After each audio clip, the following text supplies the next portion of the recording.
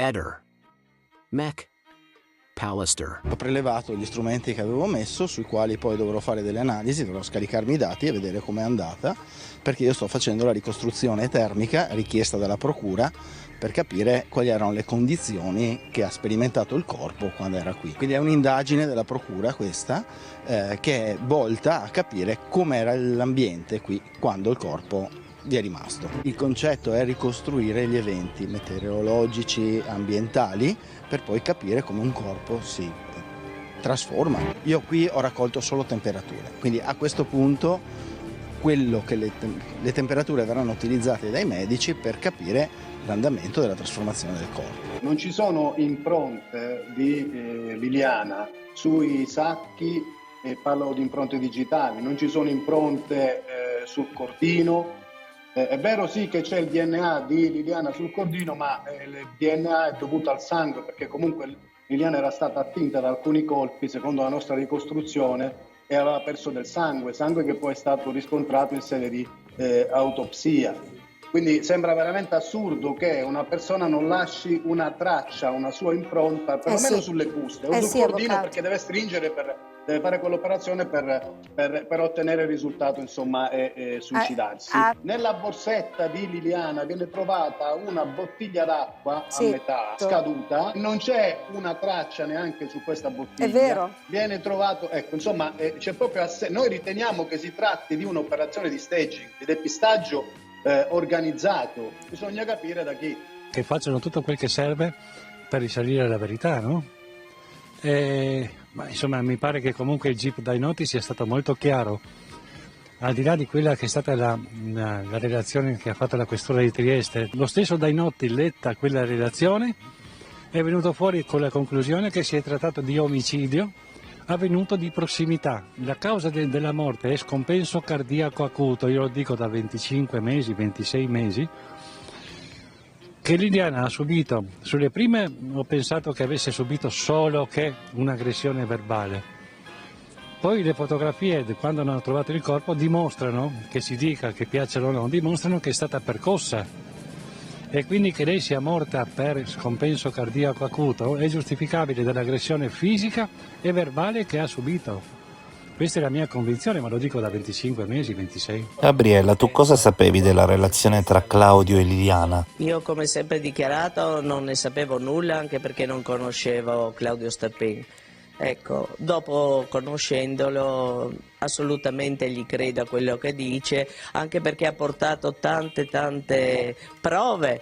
È inutile che il marito neghi prove del telefono, prove che anche la vicina di casa vedeva la signora Liliana che è andata a casa sua. Dopo la signora che ha visto Liliana che entra a casa di Sterpin, non è che sappiamo cosa andasse a fare, se a stirare o altro.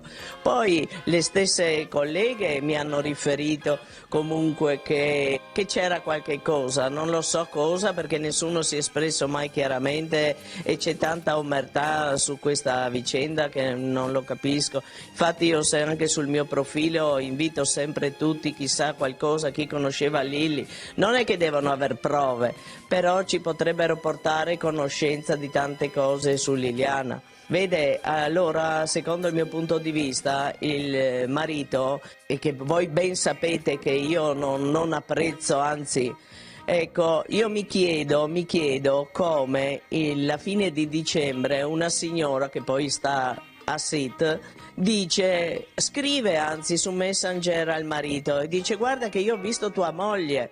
Non gli risponde, dopodiché gli riscrive. Alla fine del mese di dicembre una signora dice di vedere Liliana dalle parti del nostro ospedale maggiore in centro città, ecco, e scrive al marito, il quale proprio non le risponde. Allora lei non si dà pace perché era convinta di aver visto la Lilli, riscrive al marito, dice vorrei parlarne. Lui cosa fa?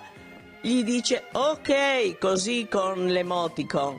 Allora io mi chiedo, marito Sebastiano riceve, poi la signora non si dà pace, va in questura ed ecco, allora dico io, no, quello che non comprendo da un marito così affranto, come dice lui, anzi oggi vedo affranto, poi Poi perché? Perché il giorno tra la notte del 4 sul 5, un marito che non sa dove è sparita la moglie, ecco, e poi fra l'altro voglio aggiungere che il 5 la mattina in TV, in diretta verso le 11, dice, e a me mi si è accapponata la pelle, dice Lilli è da qualche parte qui vicino ed era sul divano di casa. Dopodiché lui il giorno 4 su 5 spegne il telefono, lo mette in vibrazione. Ok? Va benissimo. Uno che sparisce la moglie, tu metti il telefono in vibrazione, riceve una telefonata nella notte,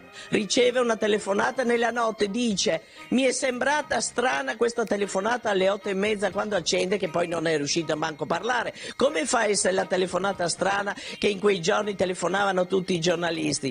E invece quando Sterpin chiama, lui ha detto che anzi c'era una persona che ansimava, che stalkerizzava Lilli, e là non è andato in questura immediatamente. Ma dai, non è un'idea, sono agli atti queste cose. Lo so. Io non posso capire un marito così affranto che pensava di morire, ok? Che stalkerizzano la moglie e non dici niente. Chiudi il telefono e le dirò di più, anche la storia dei soldi che lui voleva dare Laura, voleva dare a noi, perché dico non li ha fatti custodire al figlio. Era una cosa normale, gli hard disk li poteva dare al figlio. Allora, a chi dai se ti senti di morire? Dai logicamente al figlio. Noi eravamo due coppie che ci frequentavamo prevalentemente per andare a fare i giri, le gite in bicicletta. Dopodiché le due donne, cioè io e Lilli, ci frequentavamo anche, lei veniva a casa mia a bere il caffè. E proprio nell'ultima, purtroppo non ho potuto dirle agli inquirenti, lei mi ha detto negli ultimi giorni, prima che succedesse il fatto, tengo duro manca poco. Però io non ho recepito questa frase e dico la verità, le è venuta appena dopo in testa, non ha più la validità dopo, capisci? Ecco, e soprattutto noi ci frequentavamo, eravamo due persone che tutta la vita hanno lavorato, quindi indipendenti, bevevamo il caffè, ognuna poi andava per le sue a fare le sue commissioni eccetera, non eravamo quelli che stanno tutto il giorno seduti in cucina. Questo vorrei far capire. Io con Sebastiano ho avuto sempre qualche battibecco per questioni caratteriali. Tutto l'astio è venuto dopo e sempre di più mi sta venendo, le dico francamente, perché non si è comportato né come uomo né come marito. E non finirò mai di dirlo. Guarda, io ho fatto solo una foto a Sterpin, capisci? Scusate, io voglio confrontare con voi una mia impressione molto forte. Ogni volta che vedo Delon e poi quando si segue la storia di Liliana Rizipogic, no? Come si chiama? Perché Claudio Sterpin, l'amico speciale, è identico a Delon. Ehi, non dimenticare di iscriverti a questo canale.